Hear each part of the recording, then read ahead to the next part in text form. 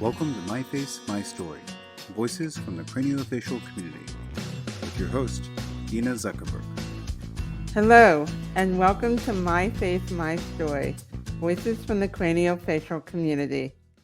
Whether you're watching on YouTube or listening on Apple Podcasts, click subscribe now so that you'll never miss a future episode.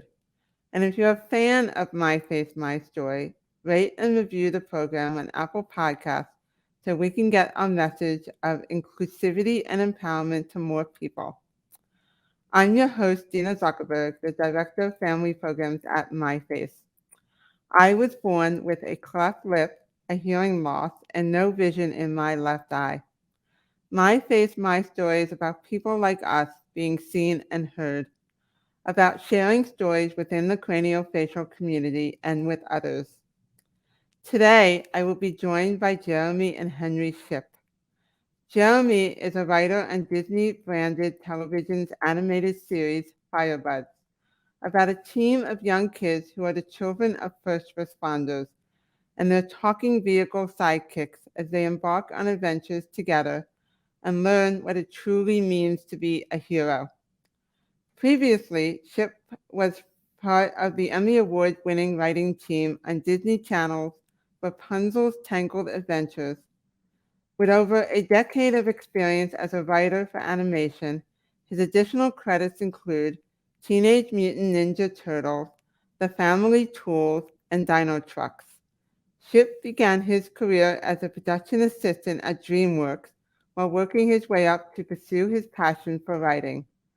Born and raised in rural upstate New York, Shipp currently lives in Burbank, California, with his wife and 2 children. He is a graduate of Syracuse University, where he majored in visual and performing arts. Henry is delighted to be making his television premiere on Disney's Firebuds. This role is especially important to him because, like his character Castor, Henry was born with a cleft. It is so rare for characters to have facial differences, and it is a privilege to be a part of representing the cleft community. At a young age, Henry expressed a desire to advocate for cleft-affected kids. Since he was 7 years old, he has been baking cookies and selling them to raise money for Smile Train. Through this project, he has not only made donations to a special organization, but he has also raised awareness of clefts throughout his community. Henry is very active at his school. As vice president of his elementary school, he successfully advocated to the school board to get updated playground equipment that benefits students of all ages and abilities. He loves to sing in the school's annual musical review, play the drums in the band, and help raise and lower the flag every week. Most of all, though, he loves playing with his friends, his little sister Izzy, and his tiny dog Wilbur. Welcome, Jeremy and Henry. I really look forward to our conversation. Thank you for having us. Yes. So, Jeremy, can you share with us what it was like for you when you found out that your son would be born with a cleft lip and palate? Take us back to that day.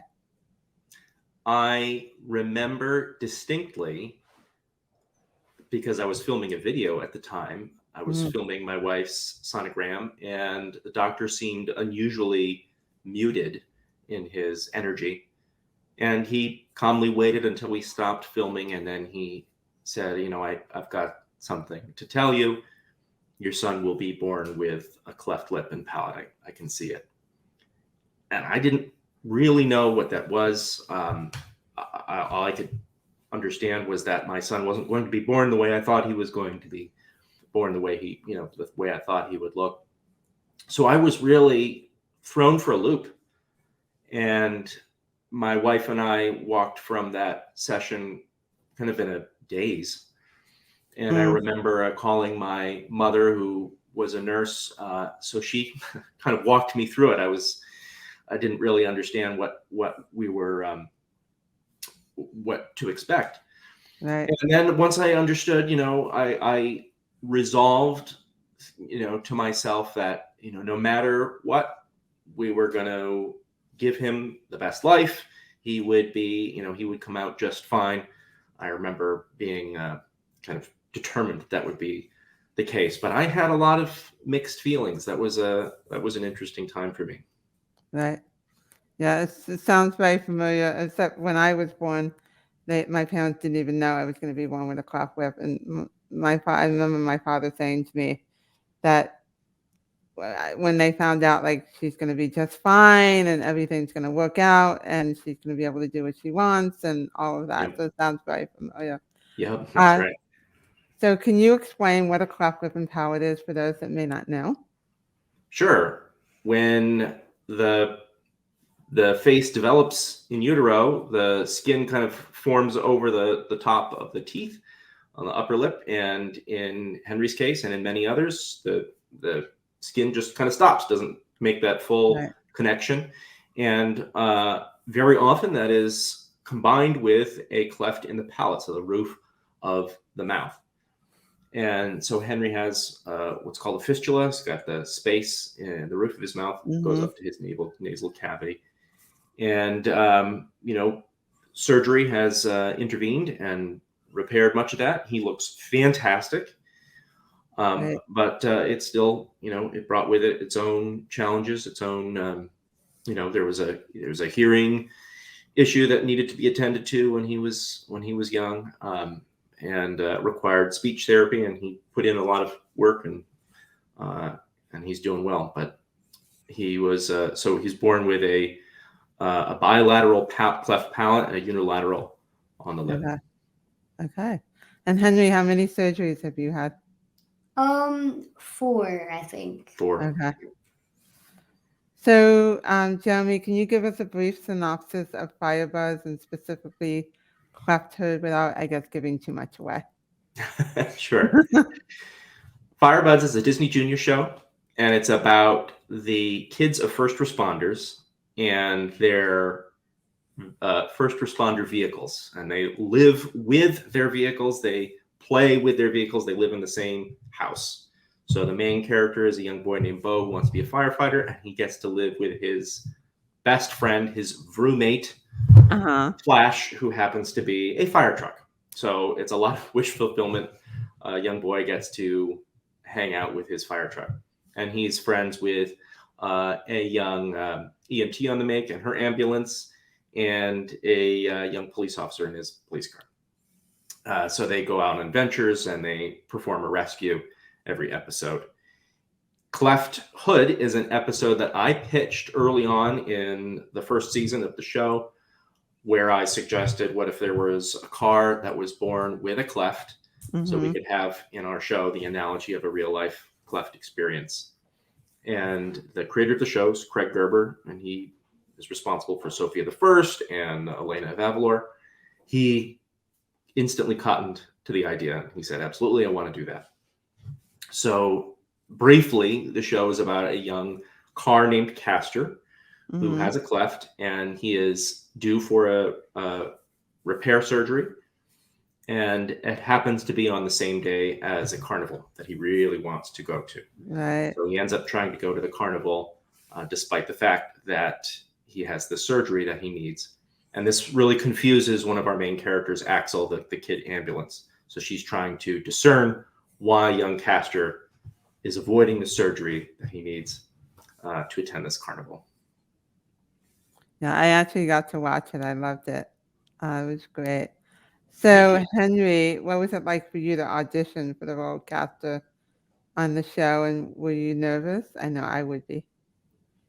I was terrified. It was maybe one of the scariest moments of my life. And they took me to a dark room with a bunch of people on Zoom, and they were all talking, and I couldn't hear them. So I had no idea if they liked what I was saying or not. Uh-huh. But most of the time, I was pretty sure that they did like what I was saying, but I wasn't 100% sure. And that was what was really scary. So he's describing the record. Our audition we did in the safety of our home onto the laptop, and I sent that in, and he got the part. The record itself, which we can circle back to if you want, but yes, that was a strange experience. It's at the height of the COVID pandemic, Right. and it was Zoom, so weren't many people in person, and they would frequently mute themselves so they could discuss notes So it was very kind of strange experience, I think, Right. for young Henry. And Henry, did you have any acting experience before you even tried out for the part? Not really. I mean, I've been in like short skits, but not really. This was my first ever acting thing. That's great. Must have been exciting when you found out you got the part. Yeah, I was dumbfounded. I really didn't think I would get it. Love it. Yeah, we were very taken by the news that he would play the part. That's great. So in TV and movies, it's often the villain who has facial differences, who has scars. And why is it important for our children and even adults to see positive images on screen of those from the facial difference disability community? Because so many children have scars and have facial difference, and I want them to see on their favorite movies and shows other characters and kids that look like them who aren't villainous. And you said it exactly. There are so many villains in media who have scars, and that's supposed to represent their, I guess you could say, ugliness on the outside, which is unfair because I don't think scars are ugly. Right. And I want to see more positive portrayals of characters with facial difference so that kids can be inspired. And we're all in this together. That's really what I want. I want kids to take away from this and try to change that narrative. Yeah. So has Cleft Hood helped? Do you think Cleft Hood has helped to open up a wider conversation about representation of people with facial differences in the media? And if so, do you foresee any changes in the near future in your mind? I can say that it has certainly inspired conversations. The response to the episode has been rather overwhelming. It took me off guard as to how large the response has been. I met you, Dina, at CleftCon. We were invited by Smile Train to talk there. I was invited to write an editorial for Huffington Post and some other outlets speaking about this very thing, about facial difference representation, villainy, and so forth. And so, yes, I really do believe it has inspired conversation, certainly within Disney. I've received some accolades and appreciation from the executives, and I think they are keen to continue that trend. As to whether it will reflect a grand difference across future shows and movies, I can't say for sure. I know that I'm continuing to work on Firebuds and other shows, and that is still a priority of mine to keep that moving. And will we see more of Castor in future episodes? That is something we are not allowed to talk about. We can't talk about any future episodes that haven't yet been announced, but that would be lovely. Yeah.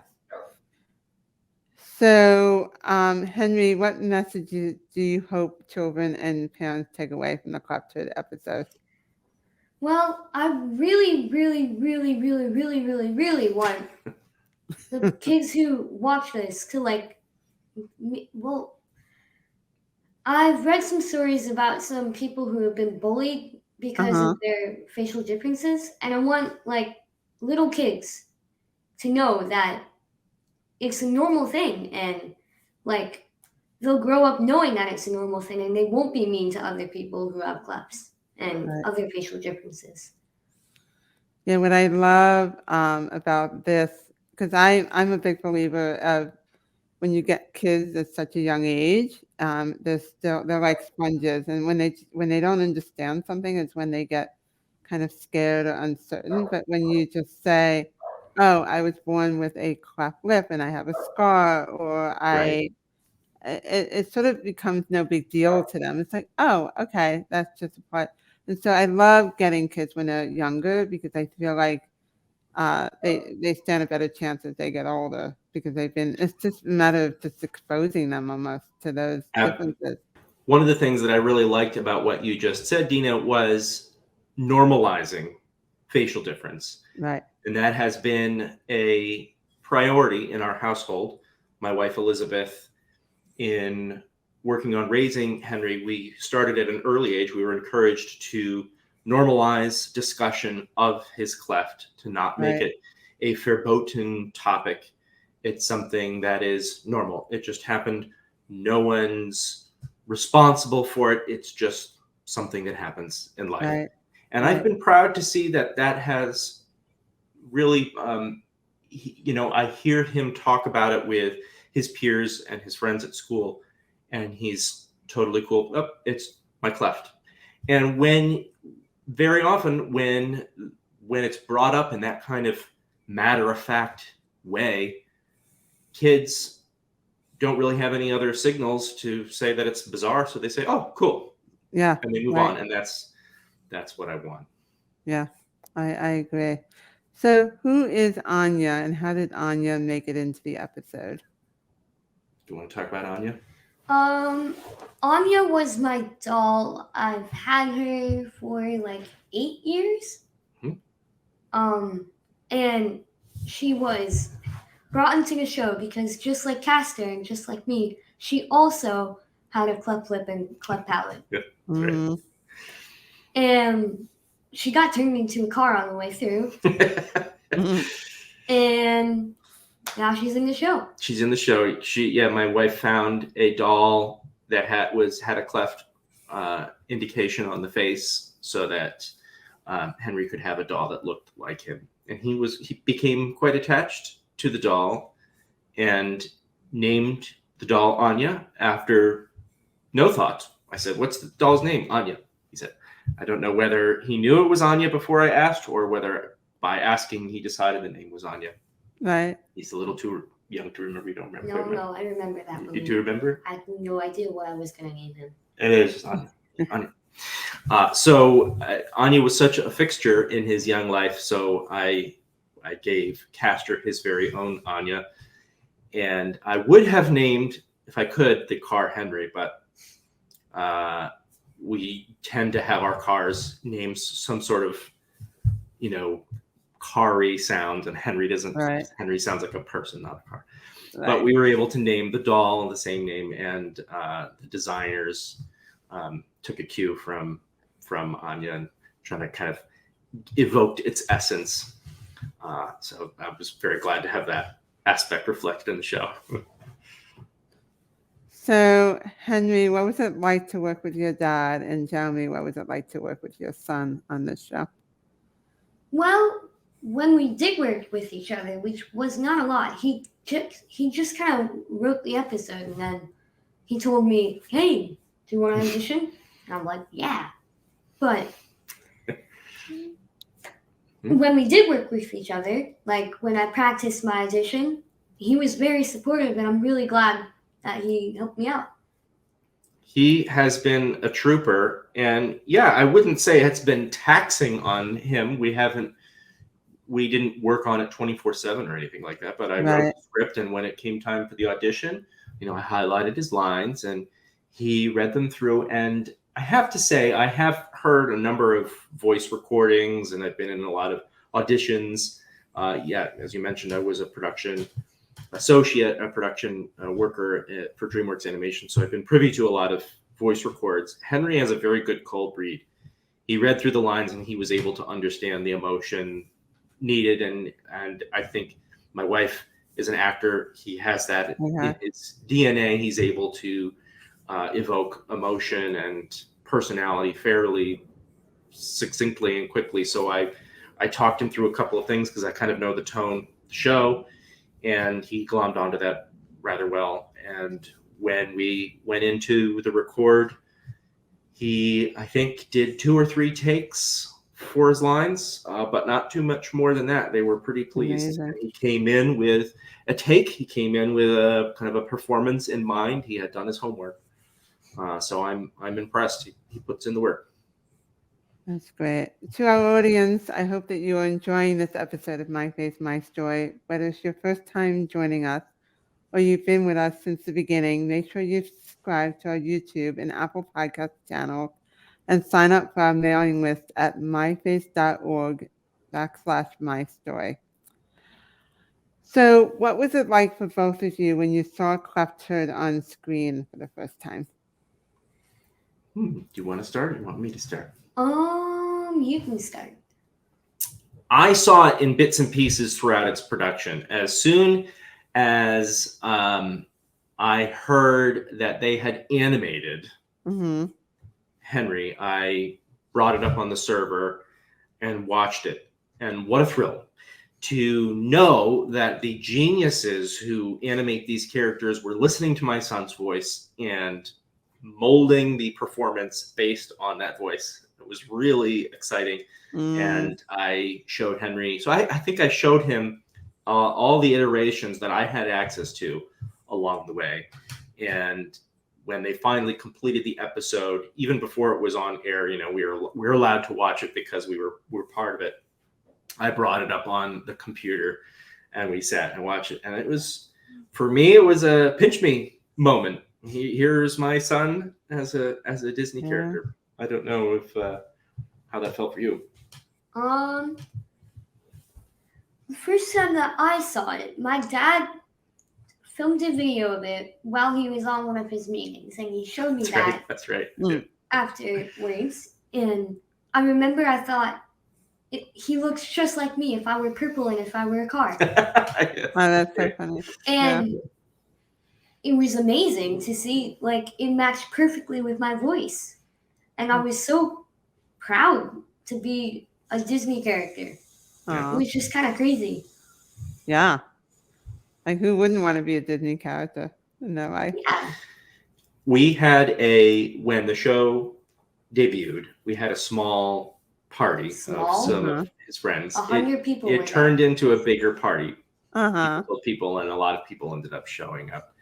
And I remember, I won't ever forget, seeing all of Henry's friends surrounding him and how proud they were of him and how excited they were for him, having just watched the show. That was really neat. That's great.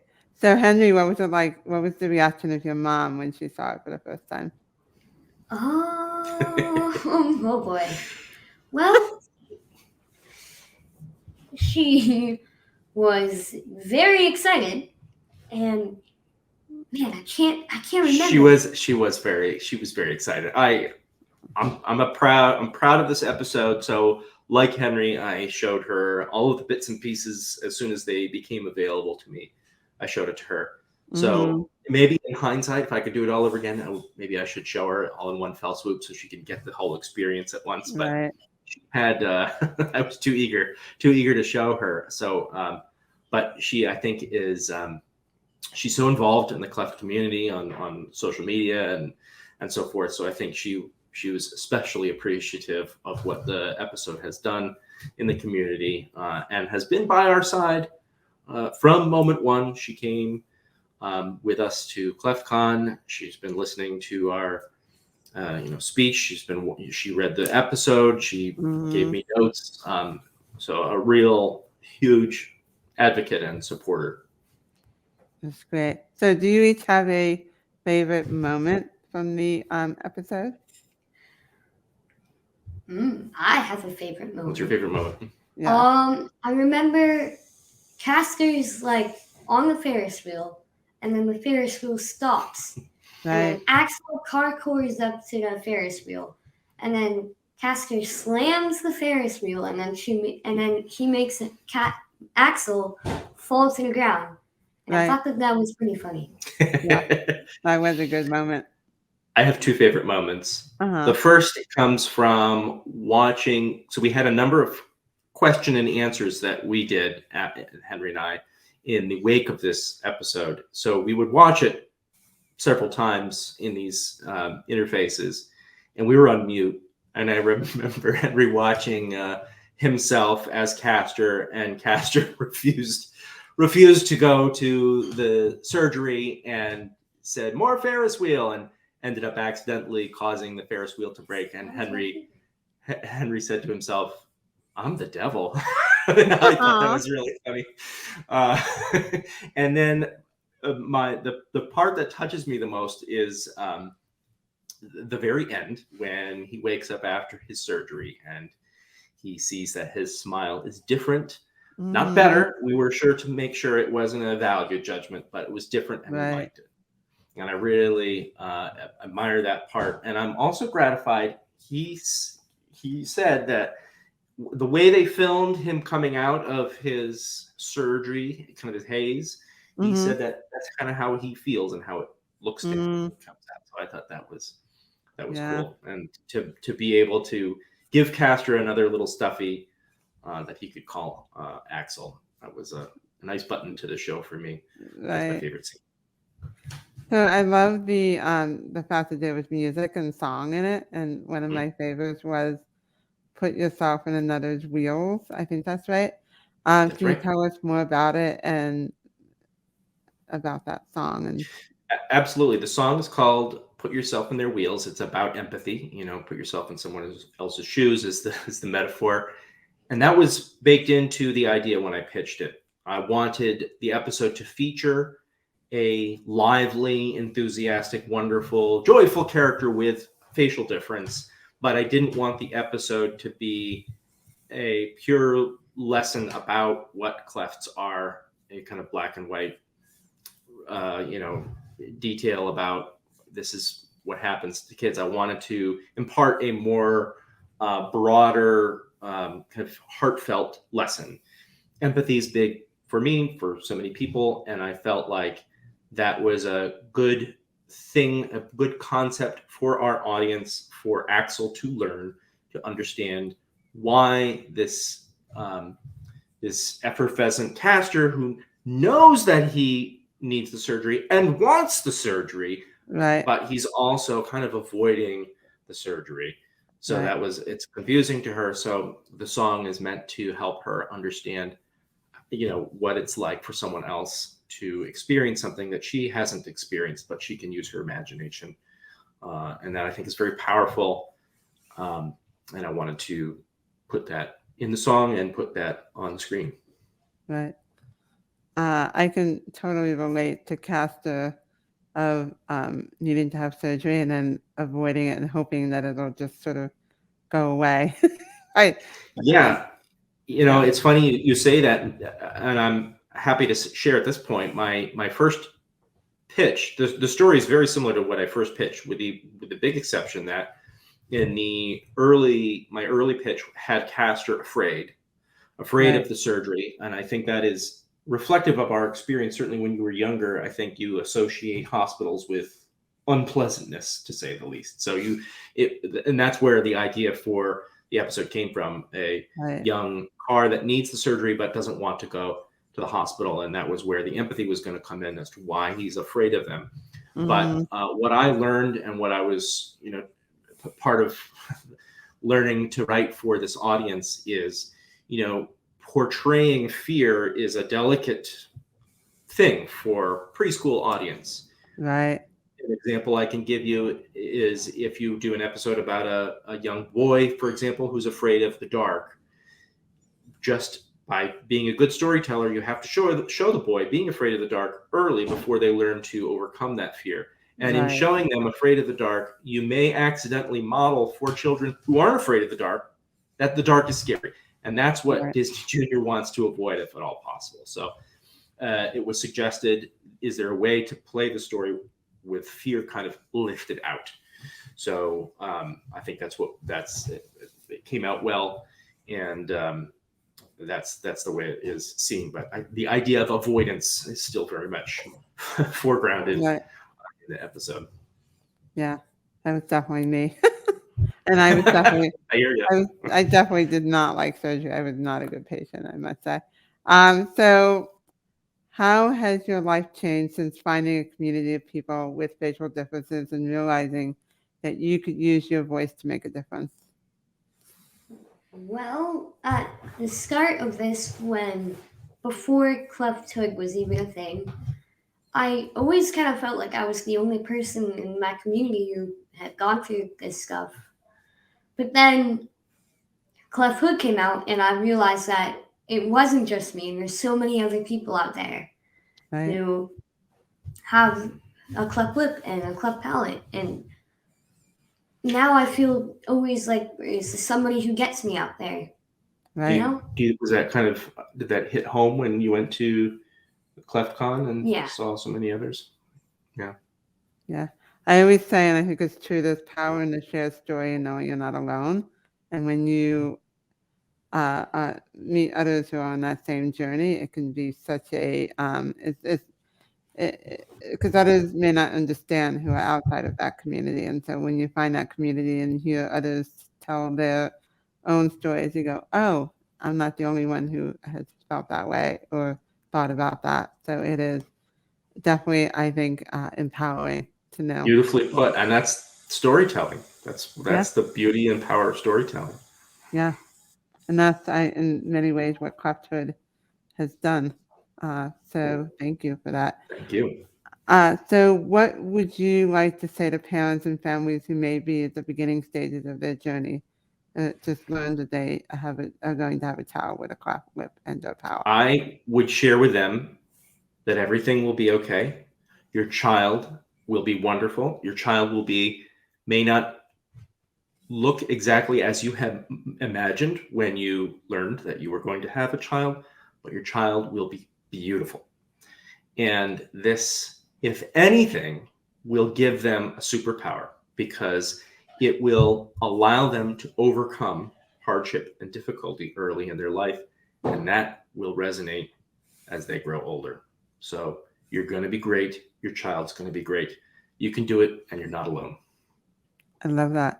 And Henry, what would you say to somebody, a young child who is maybe not quite sure or having a hard time, or what would you say to them?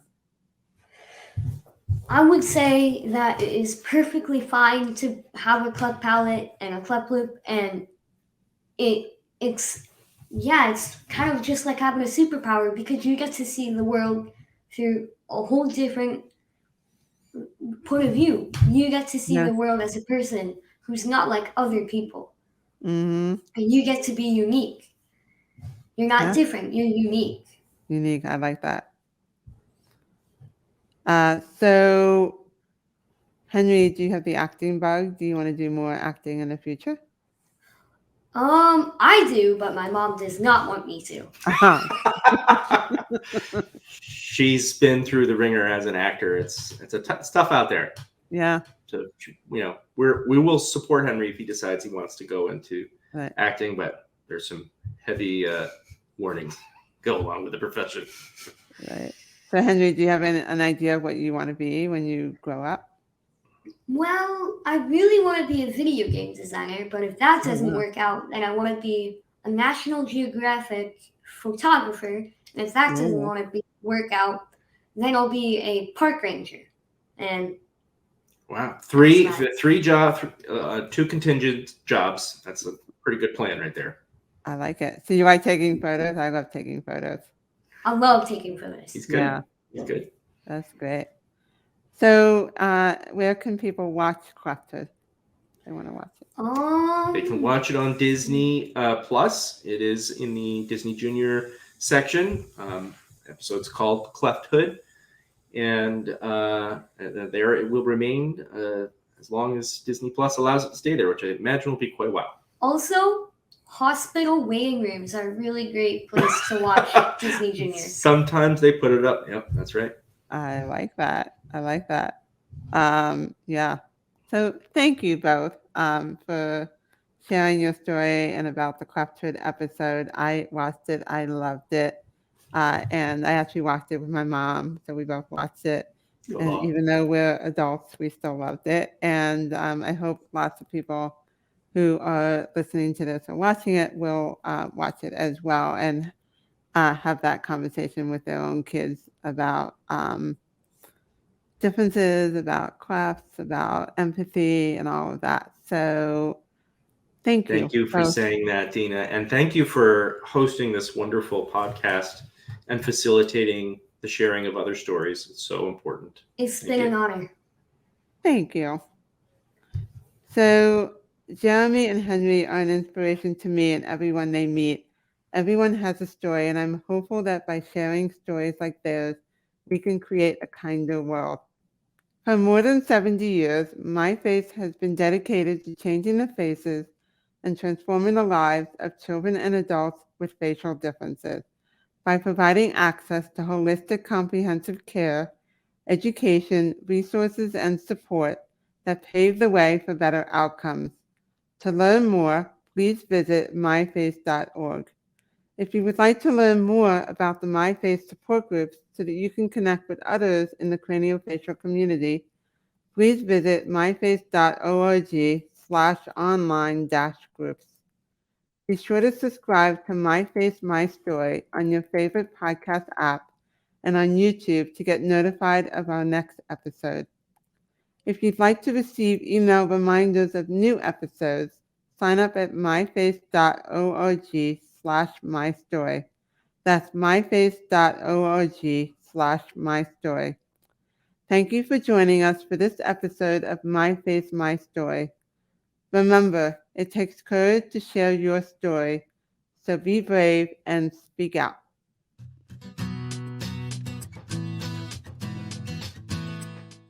Hi, I'm Stephanie Paul, the Executive Director of MyFace. MyFace is a nonprofit organization dedicated to changing the faces and transforming the lives of children and adults with facial differences. We do this through various programs and events such as the Transforming Lives educational webinar series, Races for Faces, the Wonder Project, and the groundbreaking My Face, My Story conversational series. You can learn more about all of these on our website at myface.org. If you enjoyed today's program, we hope you'll consider making a donation to help keep programs like this possible, as well as to further the support of the craniofacial community. Thank you.